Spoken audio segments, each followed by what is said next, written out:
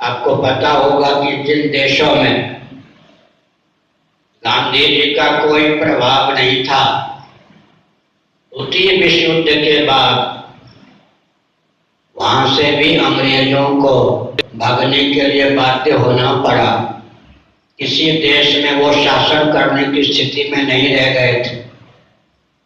जहां गांधी जी का कोई प्रभाव नहीं था, वहां पूंजी का जो निवेश किया था अंग्रेजों ने, उसे खोकर उन्हें भागने के लिए बाध्य होना पड़ा।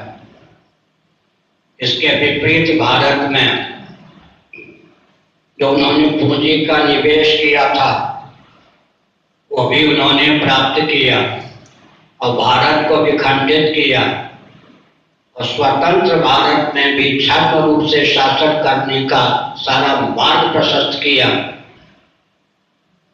सबसे बड़ी विचित्र बात यह हुई, अपने अनुकूल एक राजनेता को उन्होंने प्रधानमंत्री का पद गांधी जी को आगे करके दिलवाया और भारत को सार्वभौम सनातन सिद्धांत के अनुरूप धर्मगुरु प्राप्त न हो सके, इसके लिए अंग्रेजों ने भयंकर कूटनीति का प्रयोग यह किया कि अपने अनुकूल एक राजनेता को महात्मा आध्यात्मिक मनीषी के रूप में ख्यापित किया। राजनेता ही दो रूपों में दिखाई पड़े, प्रधानमंत्री के रूप में भी, आध्यात्मिक मनीषी के रूप में भी। जबकि उस समय 20वीं शताब्दी में और आज की दृष्टि से 21वीं शताब्दी में भी